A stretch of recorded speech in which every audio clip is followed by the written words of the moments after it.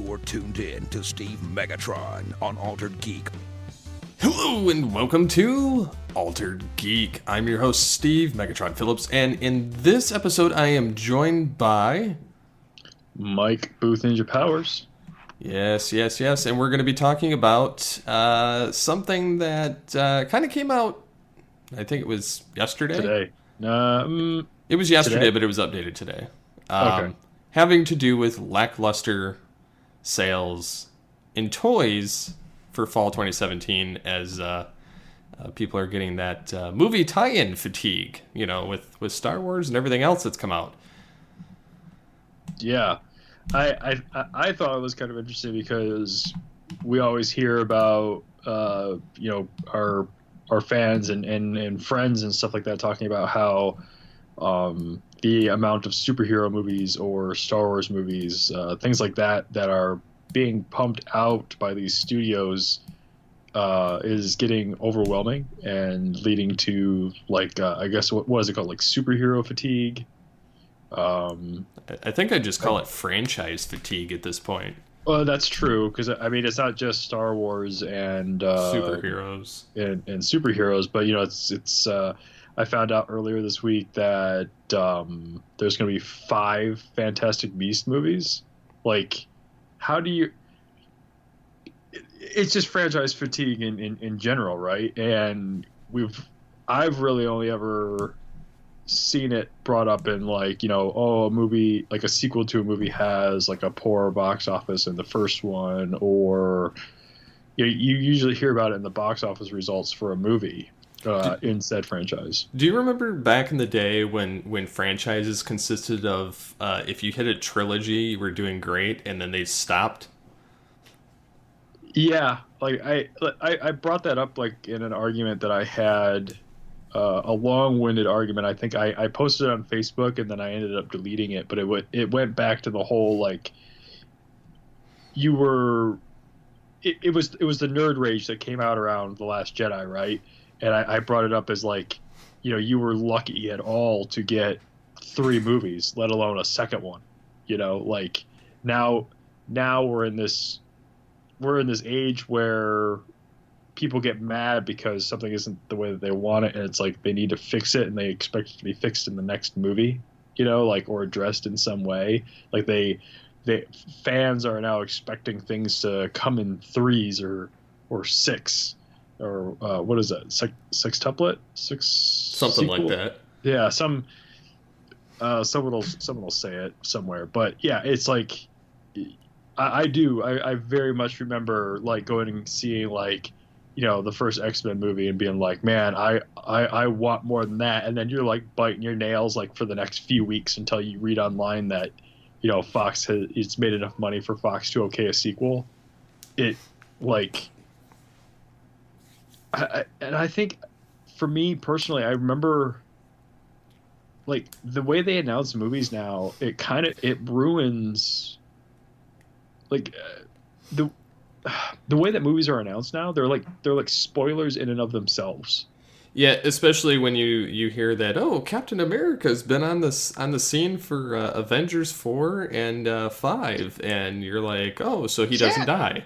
Well, I think the last time, it might be the first time that I was ever, like, I think the first time an announcement like that ever ruined something for me was the first Avengers, because it was like the week before Avengers was set to be released, they announced Iron Man 3. And so you're like, oh, that scene at the end is it's worthless. It didn't land for me at all because they've already announced Iron Man 3, which they should have done, like, weeks after. You know, like give it, like, a second. And so, like, you're hearing about all these movies, all these single character movies, and it's like they're tipping their hand to whether or not these people survive, like, the next 2 Avengers movies. And it doesn't. The same goes for Star Wars, right? You hear, you know, they're shooting Episode 8 and they wrap, and you hear about. I mean, I guess they haven't really started filming Episode 9, but you kind of heard there was some stuff involving Episode 9 about, like, the cast list and whatnot. And it's like, well, great, now you know, like, who survives, but maybe you don't know in which way they survive, I guess. So, like, You know? technically, even if Mark Hamill's listed, he may, he's obviously like a Force ghost or some kind of a Force entity at that point. He's not. Right, which we know now, but you don't know that, like, going for like before you see the result, like, and yeah, like Captain America, that could be like a flashback sequence or something like that. Like, all these things have, like, there's stipulations or things that can happen with them, but just the sheer announcement of like the next movie is like a spoiler in and of itself, and I've felt that way for a long time. Which is why it's just like, I don't want to know any more about these movies, like, other than the title, so that I know when I need to go see it. But anyways, so we're talking about franchise fatigue as far as going to the movies, but now it appears that it's hitting the toy industry now. So like Hasbro, Mattel, they're all getting hit hard because people are not, there's warning signs going off that people have just kind of had enough of, these multitude of different figures being shoved down their throat. Yeah, well, it looks like, according to this article, which was on Bloomberg, I mean, at least the one that I found, it was like, it also seems like oversaturation in general. Like, you don't know which toys to buy. Like, you're splitting your money between, like a Star Wars or a Cars or like Spider-Man. And I think that's just because the market is so flooded.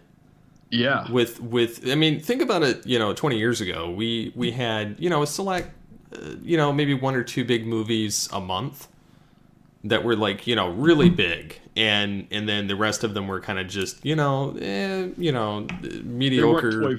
They weren't toy vehicles. No, they weren't toy vehicles. And everything that comes out now is a toy vehicle. And so you get 5 or 6 movies in a, 2 to 3 month span, and they're all toy movies. And then they've got every size figure known to man, 12-inch, the 6-inch, the 4-inch, and then they've got variations of the same figures, and it's gotten too confusing for parents in general, trying to figure out which blasted figure that their kid wants.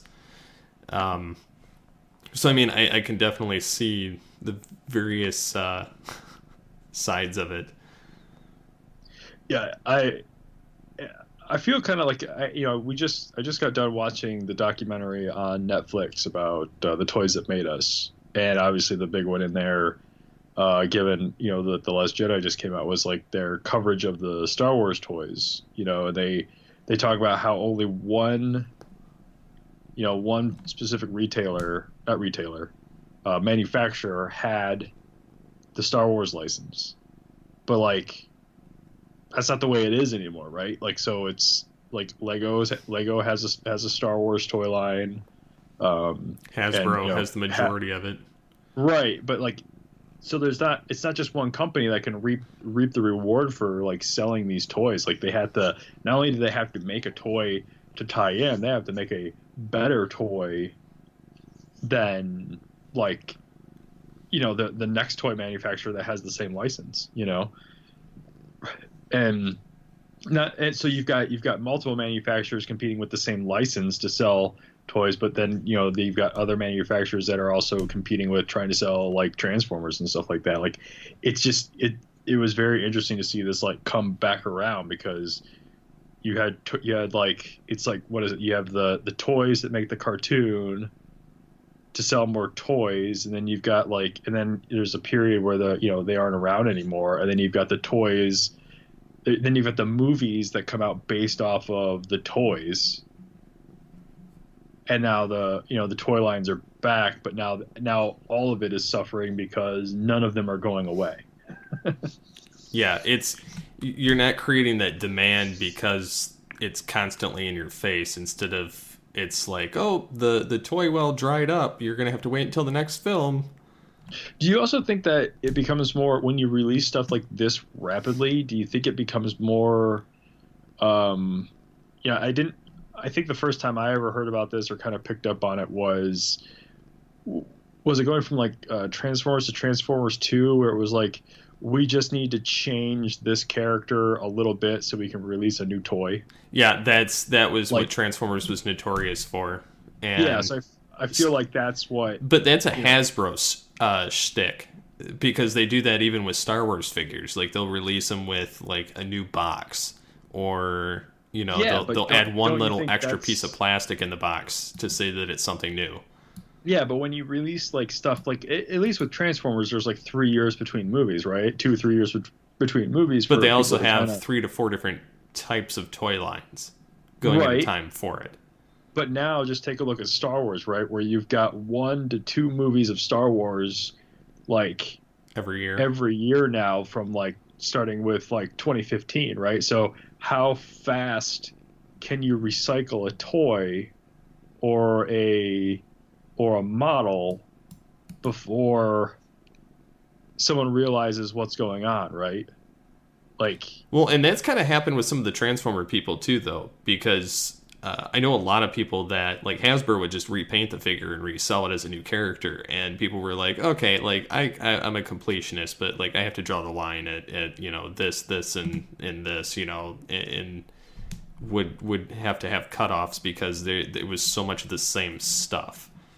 right, which is what I'm saying, but it's like it's all jammed up now, so like more people can see what is actually going on with the toys, right? Like it's like how fast can you recycle? Like before it was like Transformers and you had to wait like 2 or 3 years between movies, but now you've got stuff like the Star Wars stuff where they try to release new toys to go along with every movie, and there's a movie every year, or pretty soon here it'll probably be every 6 months. So like, like it's probably pretty easy for a kid to go, this character looks like this character, when you're still playing with that same character you bought 6 months ago. You know what I'm saying? Yeah, there's Like- not going to be that big of a change to where it warrants another figure of it. Right. So it's just Well, it's like the Obi-Wan Kenobi and Darth Vader. They keep reselling those even though they haven't been in the films in forever. And the droids, it's basically the same toys over and over, just with a slight paint redeco or something. And right. That was the arm. That was C-3PO's arm in Force Awakens, right? yeah, that had been the only reason they changed the color of the arm in that movie. That's what I hear, like when I read like takedowns of the Force Awakens. Like the only reason for C-3PO to have a red arm was to sell more figures. And then they had a comic tie-in to make it sound like it had a reason for being there.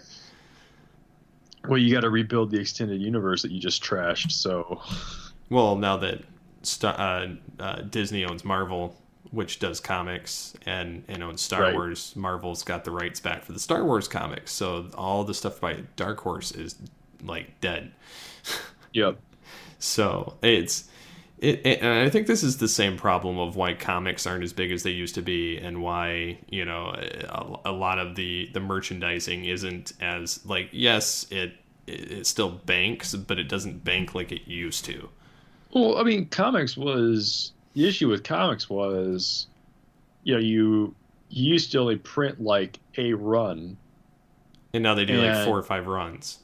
Right, because it's like they can track how popular a comic is pretty quickly. So it's like, oh well, we'll just do another printing of this so more people can buy it. Like they're able to flood the market to kill the collector's value. Like comics being big, I don't know if that had anything really to do with, like, I feel, unless you're talking about something else, to me comics being big had more to do with the collector's side of it than the actual like comics being like a big thing. Yeah, Granted- which that made sense to do it. I feel like that the toy industry has tried to copy that model, because if you notice, like all the 70s and 80s stuff, and to some extent some of the early 90s stuff was actually worth something, and then you go like early to mid 90s and they started just kind of mass producing it like crazy, and then you get into today where there's just so much of it that none of it has any value. Right. I mean, and to a more a little closer to home for myself would be like the SNES Classic and the SNES Classic, right? Like the NES Classic, like you couldn't find except for like on eBay or Amazon for like $400, right? Because Nintendo couldn't make them fast enough for whatever reason. They promised that wouldn't be the case with the SNES Classic, and now I have two of them. So I don't, but I've stopped looking, so I don't know if they've kept their word on that. But I also feel like the hype around the SNES Classic fell off a lot faster than the NES Classic. But it's kind of like the same. It's the same idea, right? There weren't a lot of them, so the aftermarket, the collector's market for it, that's where all the value was. But and it's kind of like you see that around video game console launches too, like with the Switch. Like the Switch released and everyone nabbed up as many as there were available. And they put them on like eBay and stuff for like double the price. It's the scalping, right? But just this past holiday, every Best Buy I went into this past holiday was building pyramid displays out of Switches that they had like in excess to sell. Like, and then you see like headlines recently about how the Switch is the fastest selling console and that it sold this, it sold this much in this month. And it's like, well, yeah, when you flood the market and everyone can get one and there isn't like scarcity of it, yes, you're going to sell, but it's interesting. And I don't know, the number, there's some numbers in here, but I don't really like just reading off numbers. But basically it's just like, Cars 3 didn't sell as well as was expected. And, same thing goes for like the last two Star Wars movies, and they don't expect this year to be any better, given that there's another Star Wars movie, a Harry Potter movie, and a new Jurassic Park. Like it's just,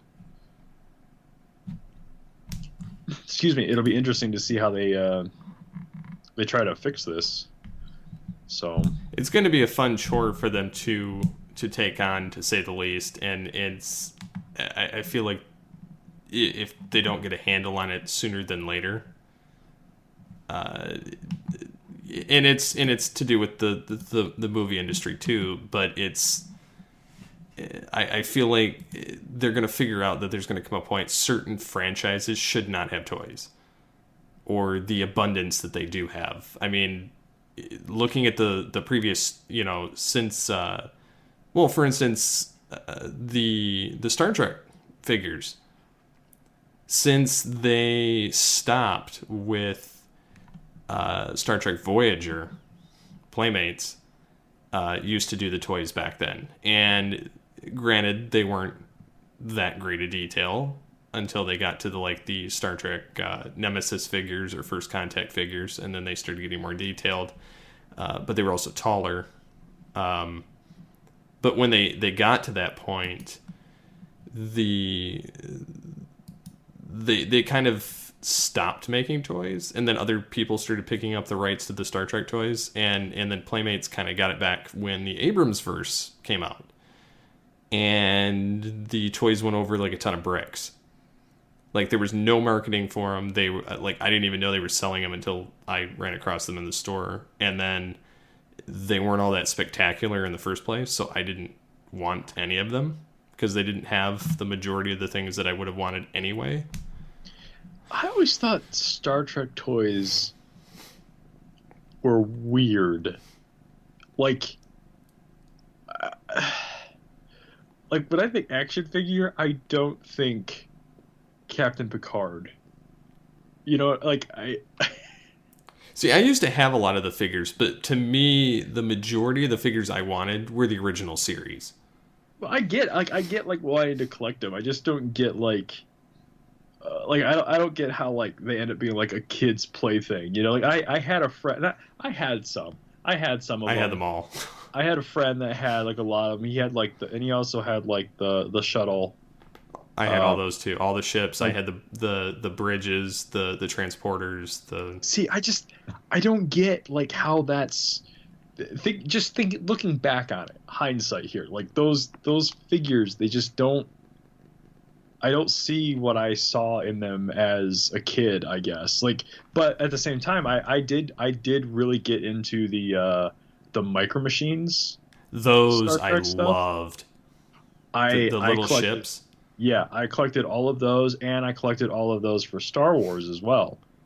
But like, I mean, that's a Well, completely different yeah. thing. Well, But the figures I like to, because when I had them, I used to play all the different scenarios, and I had the majority of everything, and it was fun to play.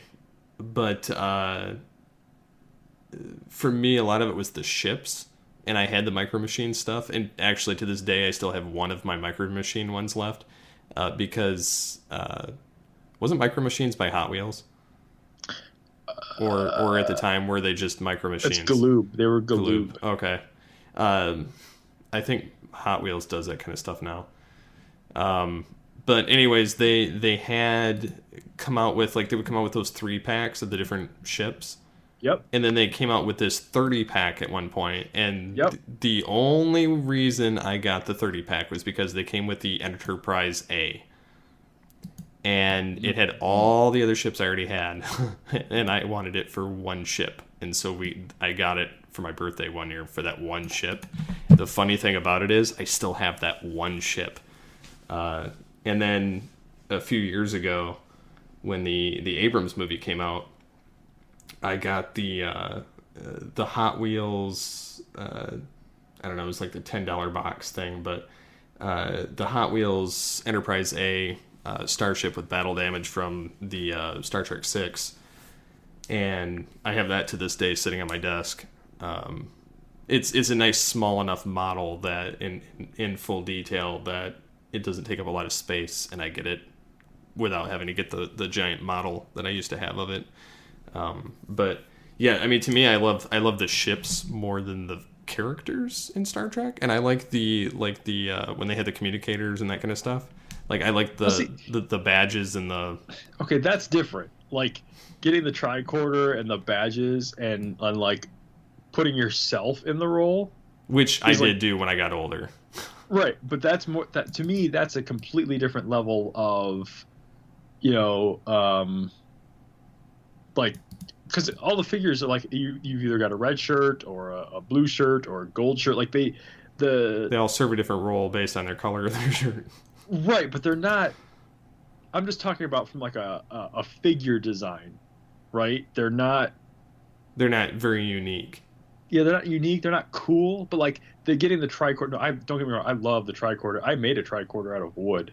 Like my dad helped me like craft one. I still have my Which communicator.